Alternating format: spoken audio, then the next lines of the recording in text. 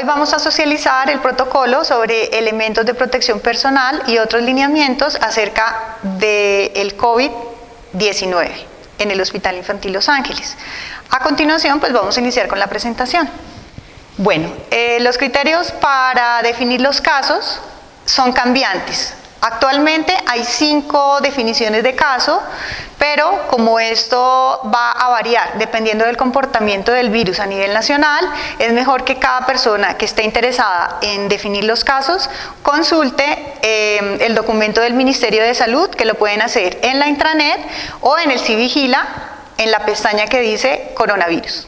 Entonces, en esta diapositiva vemos cómo una persona pues, con una infección respiratoria empieza a toser y hay 2 tipos de gotas. Unas que son las que miden más de 5 micras, que viajan hasta aproximadamente 1 metro de distancia desde que el paciente empieza a toser. Entonces, estas gotas pueden afectar la mucosa de una persona susceptible, ya sea la mucosa de los ojos, la mucosa de la nariz o la mucosa de la boca. ¿Cómo es la protección adecuada para evitar que estas gotitas nos vayan a contaminar y a transmitir la enfermedad? Es usando pues, la monogafa o la careta para evitar que llegue la gotita a la mucosa del ojo y el tapabocas para evitar que nos llegue la gotita a la mucosa de la boca. Estas gotitas se decantan rápidamente y llegan a las superficies. Por eso también hay que tener precauciones de contacto. Entonces, de allí que se recomienda, pues primero que todo la higiene de manos frecuente, el uso de guantes y el uso de bata para prevenir que esas gotitas que están en el medio ambiente pues me vayan a contaminar mis manos o mi ropa o lo que estoy yo usando. Para eso se usa la bata y se usan los guantes. Cuando ya se generan aerosoles, que son gotitas menos de 5 micras, esas sí ya pueden estar suspendidas en el medio ambiente más tiempo, pueden viajar más de 1 metro y eso es el que tiene más riesgo de contaminación al personal de salud. Entonces allí se recomienda la precaución de aérea, ¿sí?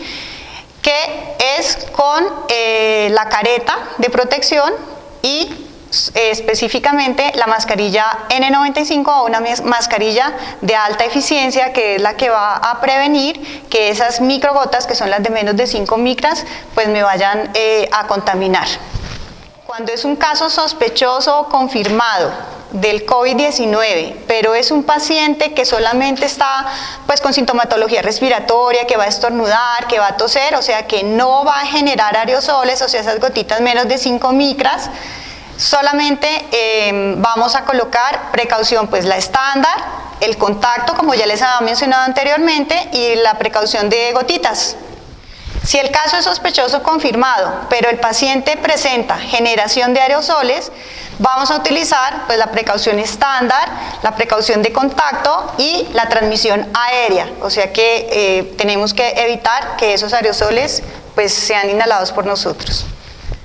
Estos son los procedimientos que generan aerosoles. Entonces están la broncoscopia, las personas que van a tomar la muestra nasofaringea, si se va a realizar una reanimación cardiopulmonar, una ventilación no invasiva, una intubación orotraqueal, inducción de esputo, aspiración de secreciones, la necropsia, la succión del tubo orotraqueal con circuito abierto, las nebulizaciones y los pacientes con traqueostomía también son de riesgo de generador de aerosoles. Entonces, todos estos procedimientos que están aquí mencionados ameritan la protección estándar, la protección de contacto y la protección aérea. Esta es la tabla que se va a utilizar en nuestra institución de diferentes servicios o diferentes pacientes, cuáles son los elementos de protección personal que debemos utilizar. Entonces empezamos con el RAI, que es el primer contacto con el paciente en urgencias. Vemos pues, que tiene que higienizarse las manos al inicio y al final, utilizar la bata desechable, el tapabocas corriente, la monogafa y los guantes limpios. La persona que va a hacer el triage, igual, higiene de manos, la bata, el tapabocas corriente, la monogafa y los guantes limpios. La persona que le toca ir a tomar la muestra, que son las terapeutas, higiene de manos, la bata, y aquí, como esto es un procedimiento generador de aerosol, tiene que usar el tapabocas de alta eficiencia. la monogafa, la careta facial, que es muy importante. Más adelante vamos a ver cuál es la ventaja de usar la careta facial en conjunto con el tapabocas de alta eficiencia y los guantes limpios. Cuando nos llega un paciente sospechoso o confirmado del COVID-19 que requiere ser admitido en urgencias o en cualquier servicio de hospitalización, y es el niño agripado que está tosiendo, que tiene estornuda, ¿sí? Pero como vimos anteriormente, esto no produce aerosoles, sino produce las gotitas gruesas, las gotitas de más de 5 micras, la higiene de manos, la bata, el tapabocas corriente, la monogafa y el guante limpio. En el caso sospechoso o confirmado del COVID-19, que requiere admisión a urgencias o hospitalización, pero que se le va a hacer un procedimiento que produce aerosoles como los que mencioné anteriormente, higiene de manos, bata, el tapabocas de alta eficiencia, la monogafa, la careta facial y los guantes limpios. Entonces, esta es la tabla que es orientadora sobre qué nos debemos colocar para protegernos y en qué pues, parte del hospital o de acuerdo del paciente, cómo nos debemos proteger. Bueno, hay otra parte muy importante y es evitar la generación de aerosoles. Siempre debemos tener en mente esto. Entonces, si es un paciente que está intubado, que está en la UCI y necesita salbutamol o necesita un medicamento que es por inhaladores de dosis medida, se debe utilizar un adaptador que ya se hizo el requerimiento en la institución con el objeto de no desconectar los tubos de los circuitos del ventilador y así pues generar aerosoles. Entonces esto cuando ya se consiga se les va a informar a las terapeutas de las UCIs para que estos inhaladores se realicen por medio de este adaptador, evitando la generación de aerosoles.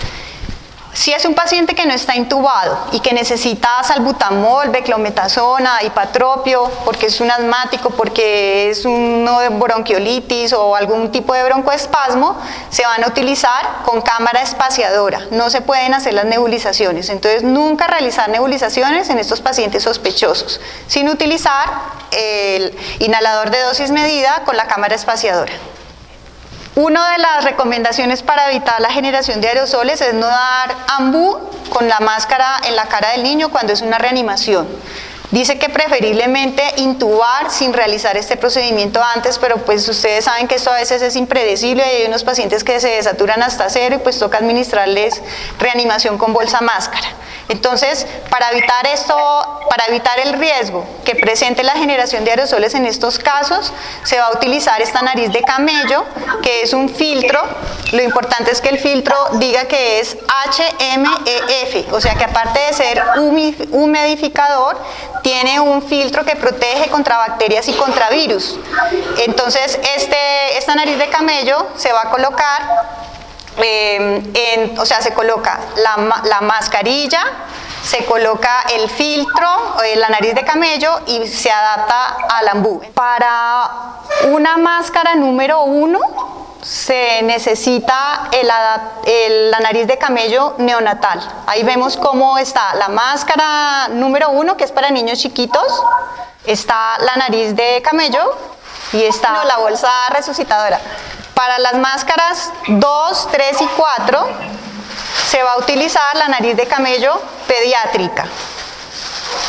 Entonces esta ya es una máscara más grande, que son número 2, 3 o 4.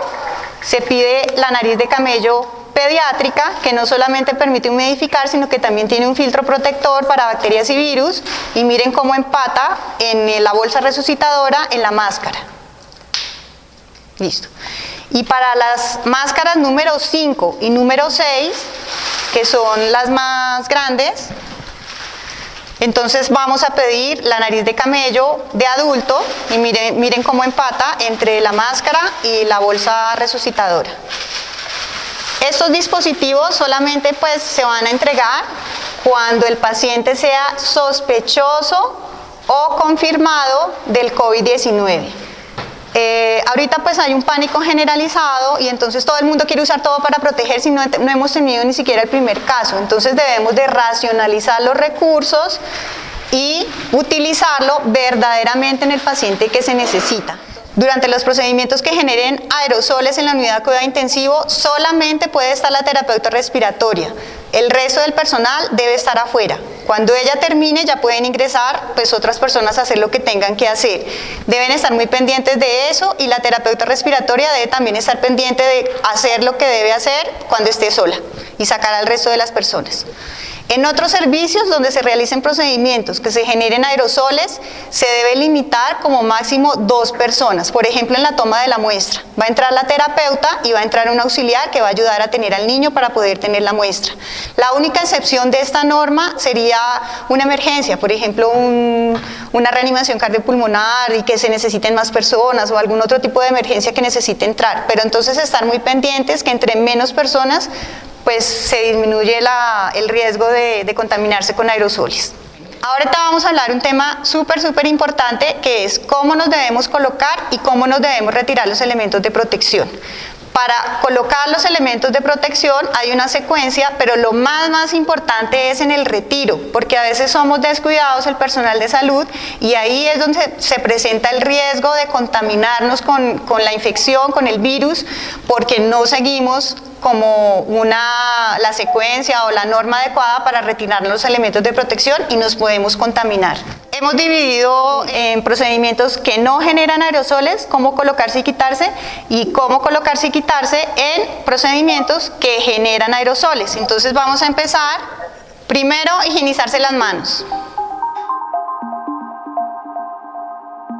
Colocarse la bata desechable.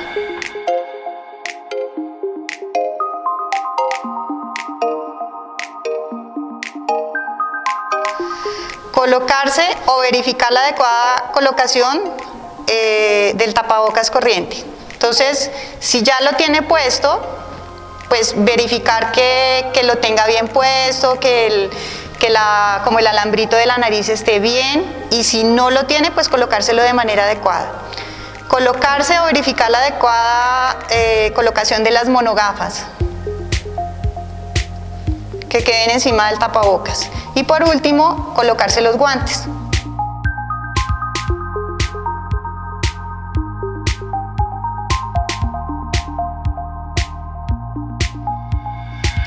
Entonces, la secuencia para retirarse los elementos de protección personal en los procedimientos que no generen aerosoles, vamos a verla a ella. Recuerden que esto es lo más importante porque ahí ya pueden estar contaminados y si lo hacen de manera inadecuada, pueden adquirir la infección. Entonces, primero retirar los guantes. Miren la técnica que ella usa.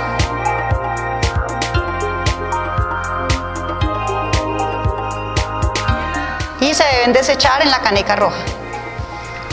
Segundo, higienizarse las manos. Tercero, retirar la monogafa y colocarlas en un recipiente plástico. Cuarto, higienizarse las manos. Quinto, retirar la bata. Si va a ser reutilizada, se coloca en un atril o si se va a desechar, pues se desecha en la caneca roja, según aplique como más adelante vamos a ver. Sexto, higienizarse las manos. Séptimo, retirar el tapabocas corriente si aplica. Si usted ya terminó el procedimiento y se va a ir, lo retira y lo desecha. Si no, puede continuar utilizándolo. Y en este caso pues ella lo va a desechar. Y octavo, lavarse las manos. Bueno, pues es preferible lavarse las manos con agua y con jabón al finalizar el procedimiento.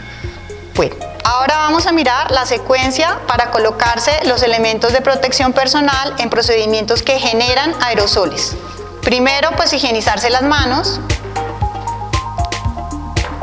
Segundo, colocarse la bata desechable. Tercero, colocarse el tapabocas de alta eficiencia y allí ella debe hacer la prueba del sellado.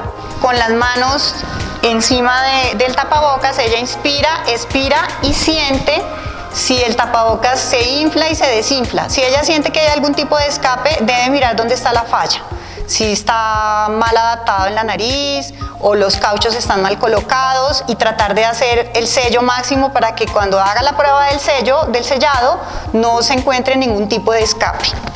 Aquí pues de una vez quiero mencionar que hay personas que se colocan un tapabocas convencional debajo y encima el tapabocas de alta eficiencia.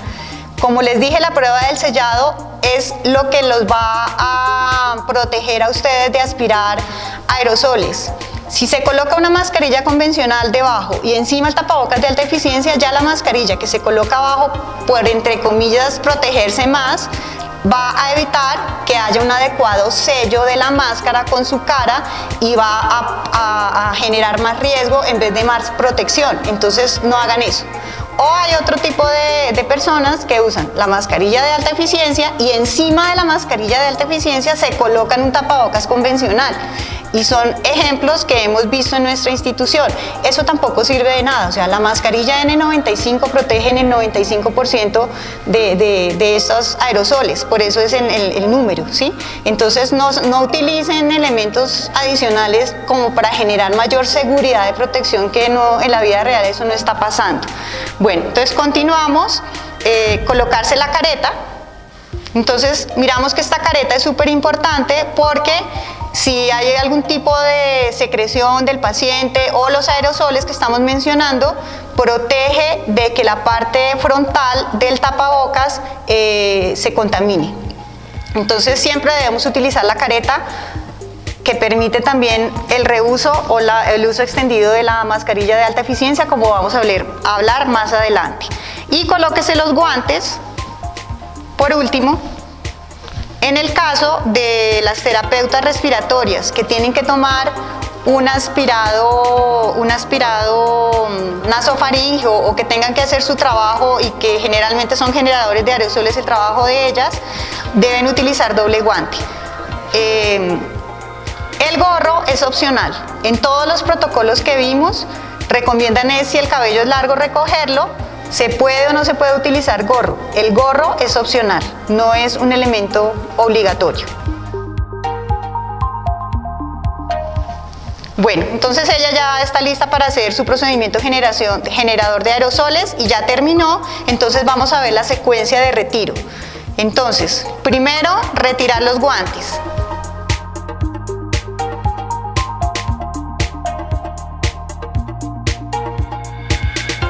Higienizarse las manos. Retirar el visor y colocarlo en un recipiente destinado para su reuso. Cuarto, higienizarse las manos. Quinto, retirarse la bata y se puede colgar en un atril si usted va a seguir atendiendo el mismo paciente, o desecharla según pues aplique el tipo de procedimiento que esté haciendo con el paciente. Higienizarse las manos.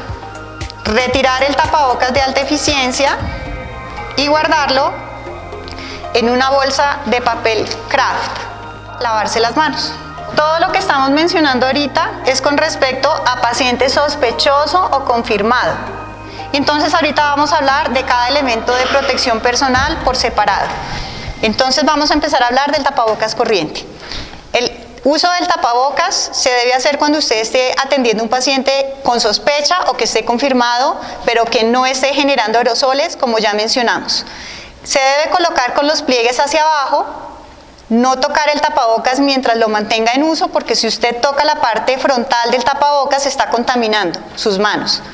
Retire el tapabocas correctamente después de terminar el turno, que como lo hizo la jefe Liliana, es a través de los cauchos, sin tocar la parte frontal.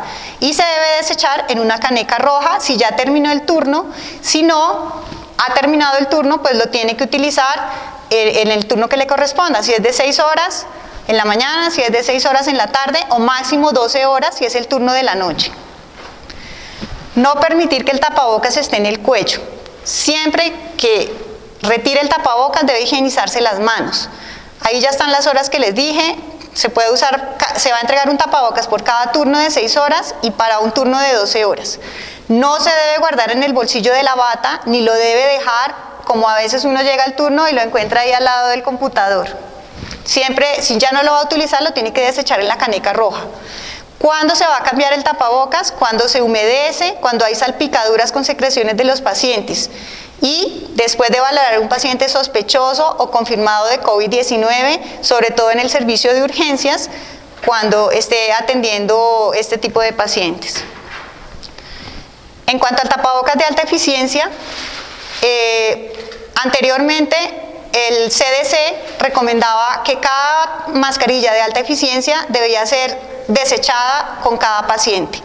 Pero Pero resulta que ante la emergencia actual ellos han flexibilizado su norma porque desafortunadamente se están agotando a nivel mundial, como ustedes están viendo, y todo esto gracias a la pandemia. Entonces debemos de hacer un uso racional de este elemento y por eso el CDC ha autorizado dos tipos de utilización no tan estricto como era antes. Uno es el reuso y el uso es el uso extendido o prolongado del mismo. ¿Qué es el reuso? El reuso es que la mascarilla puede durar 8 horas o hasta 5 días. Entonces, ¿cuáles son los lineamientos de la institución en cuanto a esto? Que, por ejemplo, si usted es una persona que está en un procedimiento o que está atendiendo al paciente y está generando aerosoles, entonces usted va a utilizar la mascarilla con varios pacientes durante todo su turno, que puede ser 6 horas o máximo 8 horas. En el caso de que usted sea un médico y solamente va a entrar a examinar al paciente y dure 10 minutos, 15 minutos, se tiene que guardar en una bolsa de papel craft. Estas bolsas ya se van a entregar próximamente en los servicios. Estas bolsas van a estar con un sticker en donde va a estar el nombre del médico que la está usando y donde debe colocar la fecha en que inició a utilizarla y la duración. Empezó a las 9 y acabó a las 9:15, entonces la usó 15 minutos. Esa mascarilla se guarda en una bolsa de papel craft, como ya les dije, con el sticker marcado, y se van a guardar en los servicios en una caja plástica que va a estar sin tapa. Esa caja plástica se va a limpiar cada 7 días, según el protocolo institucional, y se va a llevar un registro para no darle a esa persona una nueva mascarilla si todavía tiene una en uso que no haya cumplido ni los 5 días ni las 8 horas de uso. Esa es la manera del reuso. La del uso extendido o prolongado, entonces esta sobre todo es en personal que está en contacto con los aerosoles, se le entrega una mascarilla por turno y la debe usar durante todo su turno. Bueno, cuando ya la vayamos a desechar, ya sea porque el reuso ya completó las 8 horas o los 5 días o porque ya terminó el turno y ya se tiene que ir para la casa, tiene que higienizarse las manos. Es importante que cuando la vayamos a volver a utilizar, porque está guardada en la bolsita de papel craft, se tiene que primero higienizarse las manos, colocarse los guantes no estériles, unos guantes limpios, sacar la mascarilla de la bolsita de papel craft y hacer la prueba de sellado, como se mencionó anteriormente, pero sin tocar su cara, sino solamente la mascarilla. Posteriormente desechar esos guantes y volverse a higienizar sus manos, preferiblemente con agua y con jabón. Ya cuando ya se quitó esos guantes, ya hizo la prueba del sellado y todo eso, debe evitar tocar la parte frontal con sus manos sin protección porque existe alto riesgo de contaminación bacteriana viral, de que usted la usó un tiempo y pudo ahí quedar algún virus, alguna bacteria, y por eso es importante que entiendan esto de protegerse cuando se la están colocando nuevamente en el reuso. Y solamente se cambian estas mascarillas cuando hay salpicadura de sangre, secreciones, cuando hay humedad o cuando la mascarilla se ha deformado e impide un debido ajuste en la cara del personal de salud. Allí se desecha y se entregaría una nueva. Como ya mencionamos, las personas que están con generación de aerosoles, estas van a ser de manera extendida en el turno de 6 horas o máximo 8 horas, como ya había mencionado, y es muy importante que siempre que haya generación de aerosoles o ese riesgo, se utilice la careta. La careta disminuye también la contaminación en la parte frontal de estas mismas y también las protege de salpicaduras o secreciones para que puedan seguir siendo útiles. Y, como ya mencioné anteriormente, nunca colocar debajo de esta máscara N95 un tapabocas convencional porque genera una falsa sensación de seguridad y lo que están haciendo es ponerse en riesgo porque impide el adecuado sello en la cara del personal y ahí sí hay riesgo de que el aerosol pues, pueda entrar en sus mucosas. Bueno, esto ya lo habíamos mencionado con la jefe Liliana, entonces lo voy a pasar, que es realizar siempre la presión positiva de sellado, inspirando y expirando, buscando fugas. En cuanto a la protección ocular, pues tenemos la careta y las monogafas. Esto pues impide que las gotitas o las secreciones nos lleguen a la mucosa del ojo. La careta, como ya se mencionó, se va a desechar en una caja plástica y las encargadas de hacer la limpieza de esta careta son las auxiliares respectivas de cada paciente o de cada servicio. La monogafa se va a quitar, como ya se mencionó, se va a colocar en un recipiente plástico y al finalizar cada procedimiento, cada dueño de su monogafa es el responsable de ir a hacer la limpieza en el área de trabajo sucia. Allí va a haber pues agua y clorhexidina. Se colocan unos guantes, el dueño de cada monogafa entra al área sucia y se coloca los guantes, le echa agua, clorhexidina y hace la limpieza respectiva de sus propias monogafas. Los guantes, pues ustedes saben pues que siempre antes de colocarse los guantes debemos higienizarlos las manos porque los guantes no reemplazan la higiene de manos. Cuando ya se termine de hacer el procedimiento, se debe desechar con la técnica que mostró la jefe Liliana y volvernos a higienizar las manos. Estos no son reusables, se tienen que desechar. La bata tiene dos opciones. En hospitalización se va a cambiar en cada turno, entonces se utiliza una bata para un mismo paciente desechable cada 6 horas, o pues dependiendo de cada turno, 6 horas o 12 horas. En urgencias, cuando están atendiendo los pacientes en el consultorio, se debe desechar en la caneca roja después de atender el paciente sospechoso o confirmado. Pero si el paciente pasa a observación, ya se utiliza una nueva bata desechable y si el paciente va a permanecer ahí en observación, en el área pues destinada para estos pacientes, allí pues se va a colocar en un atril y se va a reutilizar como se mencionó anteriormente, se va a cambiar en cada turno. Hay algunas recomendaciones generales. No se va a permitir el ingreso de visitas para los casos que sean sospechosos o confirmados. La única excepción es que requieran un acompañante permanente, el cual debe estar en adecuado estado de salud, o sea, sin episodio gripal.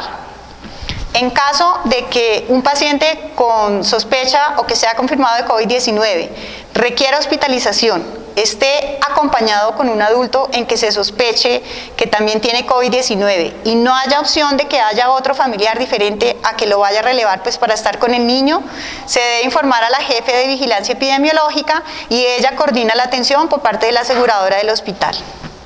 Los acompañantes que no requieran una supervisión permanente van a tener un horario de visita especial para la UCI que es de 11 a 12 de la mañana y de 5 a 6 de la tarde. En esta época de contingencia ya no se permite las 24 horas del acompañamiento de los padres con los pacientes de la UCI. Y en hospitalización solamente se permite una sola persona que lo acompañe, que esté dentro de la institución. También se debe ser muy consciente de qué interconsultas vamos a pedir. Cuando el paciente necesite ser trasladado para un TAC, para una resonancia, verdaderamente mirar si sí lo necesita, porque ustedes comprenderán el riesgo de contaminar de aquí al traslado. Entonces, siempre ser muy conscientes de qué interconsultas y qué paraclínicos vamos a pedir que necesiten ser trasladados del servicio donde están hospitalizados y solamente pues en estricto, donde se necesite así, pero súper estricto. Si es súper estricto y ya tiene que trasladarse, pues hay un protocolo institucional para eso, se debe coordinar con el elemento de aseo, se debe llamar al sitio donde se va a trasladar para que todo esté listo y que el personal de aseo esté pendiente de hacer la limpieza y desinfección pertinentes en cada uno de los servicios a donde está pasando el paciente. El paciente pues portará mascarilla convencional y el personal asistencial debe portar los elementos de protección personal para aislamiento de contacto con mascarilla convencional o colocarse el tapabocas de alta eficiencia según traslado. No se realizarán nebulizaciones en estos pacientes. Bueno, en cuanto al manejo de los alimentos, se van a entregar en cajas desechables y los trabajadores de la empresa de alimentación van a entregar la dieta al personal auxiliar de enfermería. Ellos ya no van a entrar a los servicios de donde haya un paciente con sospecha o confirmación de COVID, sino que le entregan al auxiliar de enfermería para que ella haga la respectiva distribución de los alimentos. Cuando las madres vayan a ingresar a la sala de extracción de leche materna, se debe coordinar de que no haya más de 2 en ese espacio y eso se le debe informar a la enfermera de IAMI para que ella coordine por horarios la ida a la extracción de estas madres a la extracción de la leche materna. En cuanto a los servicios hospitalarios, pues se va a manejar los residuos, la ropa hospitalaria y la desinfección según los protocolos institucionales.